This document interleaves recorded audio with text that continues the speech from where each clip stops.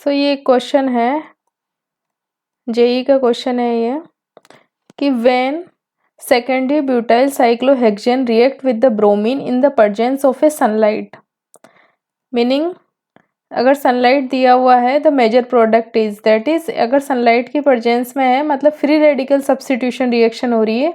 ये क्या है कि halogenation reaction of a alkane है।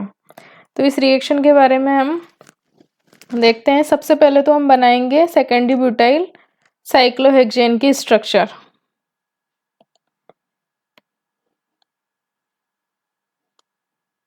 तो ये हो गई सेकेंडरी ब्यूटाइल साइक्लोहेक्सेन की स्ट्रक्चर हो गई। अब इसमें कर रहा है Br2 का फ्री रेडिकल सब्स्टिट्यूशन हो रहा है in the presence of sunlight. So what will be the major product. So first of all हम ये देखेंगे कि इसमें जो Br2 रेडिकल है, सॉरी Br2 है, तो जो सनलाइट की प्रेजेंस में क्या होएगा कि Br2 है उसका होमोलाइसिस होके Br रेडिकल बनेगा। ठीक है, ये जो Br रेडिकल बना है ये इसे बोलेंगे रेट इनिशिएशन स्टेप बोलेंगे। रेट इनिशिएशन स्टेप में क्या होता है कि बाकी जो इसमें इस जो साइक्लोहेक्सेन है जी या फिर जो ये एल्केन है, तो इसमें जो कौन कौन से बॉन्ड है, इसमें कार्बन कार्बन बॉन्ड है और कार्बन हाइड्रोजन बॉन्ड है, जो कि है ना कंपेरेटिवली स्ट्रॉन्ग है, काफ़ी स्ट्रॉन्ग बॉन्ड है, तो उनको ब्रेक करना पॉसिबल नहीं है विद जो सनलाइट है ना।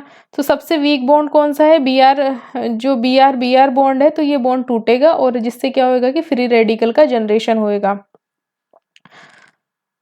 ये रेट इनिशिएशन स्टेप है। अब उसके बाद में जो सेकंड स्टेप आएगा उसमें क्या होएगा कि जो Br रेडिकल है, ये रिएक्शन होती है, फ्री रेडिकल सब्स्टिट्यूशन रिएक्शन होती है एल्केन की, या इसे बोल सकते हैं कि हेलोजिनेशन ऑफ एल्केन होता है। तो इसमें जो कार्बन हाइड्रोजन जो बॉन्ड होता है ना, ये sp3 कार्बन होता है ना, तो इसका क्या करते हैं कि ये इस बॉन्ड का होमोलाइटिक क्लीवेज करते हैं, और जिससे क्या बनता है, एक तो कार्बन रेडिकल बनता है ना, और एक बनता है HBr का फॉर्मेशन होता है। अब यहाँ पर जो ये कार्बन रेडिकल बन रहा है इसकी स्टेबिलिटी कितनी होगी, जो जितना ज़्यादा कार्बन रेडिकल स्टेबल बनेगा वो वाला ही कार्बन रेडिकल एक इंटरमीडिएट से वही प्रोडक्ट क्या होएगा कि मेजर बनेगा। अब जब हम कार्बोकेटाइन की स्टेबिलिटी के बारे में देखते हैं तो हमें पता है कि जो कार्बोकेटाइन 3 डिग्री जो कार्बोकेटाइन की स्टेबिलिटी ज़्यादा होती है, देन 2 डिग्री की होती है, देन 1 डिग्री की होती है। अब हम आते हैं, हमारा जो सबस्ट्रेट दिया हुआ है, सबस्ट्रेट दिया हुआ है हमारा सेकेंडरी ब्यूटाइल साइक्लोहेक्सेन है ना।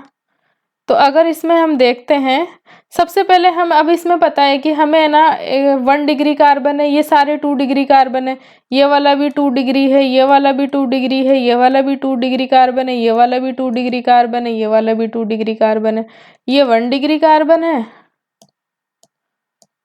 ये वाला 1 डिग्री कार्बन है, और ये वाला 2 डिग्री कार्बन है, ये वाला 1 डिग्री कार्बन है, और एक ये वाला 3 डिग्री कार्बन है, और एक ये 3 डिग्री कार्बन है।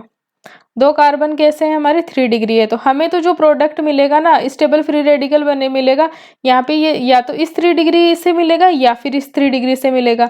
तो हम चेक करते हैं कि कौन से वाले से मिलेगा। अगर हम सपोज करो, अब हम अगर इस वाले का, अगर हम इसका क्लीवेज करते हैं, सपोज करो,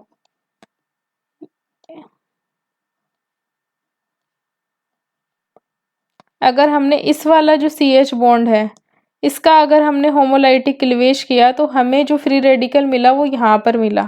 ठीक है, अब अगर हम इसकी स्टेबिलिटी को किससे मेजर करते हैं या किससे आइडेंटिफाई करते हैं, वो करते हैं हम हाइपर कॉन्जुगेशन से, हाइपर कॉन्जुगेशन। और हाइपर कॉन्जुगेशन को हम डिफाइन करने के लिए हम क्या काउंट करते हैं, number of alpha H count करते हैं। तो यहाँ पर कितनी अल्फा कार्बन कौन कौन से हैं, पहले तो इस वाले फ्री रेडिकल के लिए एक तो ये अल्फा कार्बन है, एक ये अल्फा कार्बन है, और एक ये अल्फा कार्बन है। ठीक है, तो यहाँ पर कितने हाइड्रोजन है, यहाँ पे 3 हाइड्रोजन है, यहाँ पे 2 हाइड्रोजन है, और यहाँ पे कितना है, 1 हाइड्रोजन है। ठीक है, तो इस वाले के लिए जो total number of alpha H कितने हो गए, 6 हो गए। ठीक है, और अगर हम दूसरा हम क्लीवेज देखते हैं कि ये जो साइक्लोहेक्सेन रिंग है इससे जुड़ा हुआ हाइड्रोजन है, अगर हम उसका क्लीवेज करते हैं, इस वाले का, अगर हम इस वाले H का होमोलाइटिक क्लीवेज करते हैं तो यहाँ पे हमारा रेडिकल जनरेशन होएगा। ठीक है, यहाँ पे हमारा ये रेडिकल बनेगा।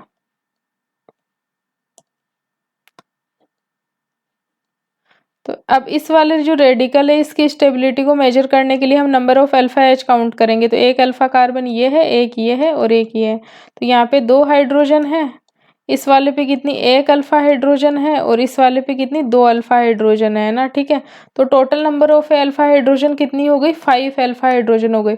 तो मतलब हमें पता तो चल गया, अगर हम इसे ए बोल दें और इसे बी बोल दे तो हमें पता तो चल गया कि जो ए है ना वो ज़्यादा स्टेबल इंटरमीडिएट है देन बी से। मतलब हमें जो प्रोडक्ट मिलेगा ना वो यहाँ से मिलेगा, मतलब बी आर का एडिशन हमारे यहाँ पर होएगा। लेकिन हम रिएक्शन मैकेनिज्म के अकॉर्डिंग देख लेते हैं। तो जो बी आर रेडिकल ऊपर जो जनरेट हुआ था वो क्या करेगा कि जो एल्केन पे अटैक करेगा, एल्केन पे कौन से वाले पे अटैक करेगा ये हमने आइडेंटिफाई कर लिया कि कौन से वाले सी एच बॉन्ड को का होमोलाइसिस करेगा। तो इस वाले का होमोलाइसिस होएगा, जिससे हमें एक तो क्या मिल जाएगा, HBr मिल जाएगा, साथ में क्या मिलेगा, एक एल्काइल फ्री रेडिकल मिलेगा। तो वो एल्काइल फ्री रेडिकल कौन सा होएगा, ये एल्काइल हमें फ्री रेडिकल मिल गया। इसके नेक्स्ट स्टेप में क्या होएगा, ये जो एल्काइल फ्री रेडिकल है, जो नेक्स्ट जो बी आर बॉन्ड है उस पे अटैक करेगा और इसका होमोलाइसिस करेगा, जिससे क्या होएगा, हमें हमारा डिजायर्ड प्रोडक्ट, हमें हमारा डिजायर्ड प्रोडक्ट मिल गया। यहाँ पे बी आर एड यहाँ पे होएगा। ठीक है, और साथ में क्या बन जाएगा, बी आर फ्री रेडिकल बन जाएगा, जो कि फर्दर रिएक्शन में यूज होता रहेगा। अब ये हमारा प्रोडक्ट हो गया। अब हम ऑप्शन देख लेते हैं कौन से ऑप्शन में है ये ऑप्शन डी में है।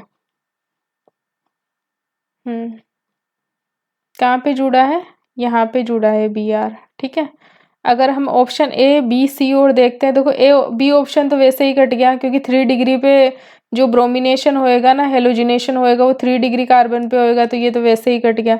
इस वाले में भी 2 डिग्री पे, ये भी कट गया। अब इस वाले में 3 डिग्री पे है, लेकिन यहाँ पर जो है ना नंबर ऑफ अल्फा एच कितनी मिल रही है, 5 मिल रही है, अगर यहाँ पर रेडिकल जनरेट होता है तो। और यहाँ पर हमारे पास नंबर ऑफ अल्फा एच कितनी है, 6 है, तो ये वाला ज़्यादा स्टेबल होएगा, इसीलिए जो ऑप्शन डी है ना आंसर होएगा।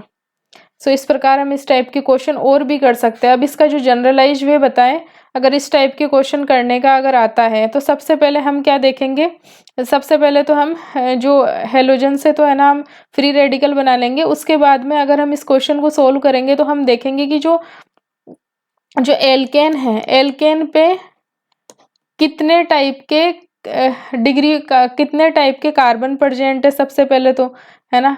उनके कार्बन की डिग्री देखेंगे कि 3 डिग्री है, 2 डिग्री है या फिर 1 डिग्री है। तो अगर जो सबसे स्टेबल प्रोडक्ट किससे मिलेगा, 3 डिग्री से, फिर 2 डिग्री से, 1 डिग्री से। तो इस अकॉर्डिंग हम ये क्वेश्चन को सोल्व कर सकते हैं। So thank you so much for watching this video.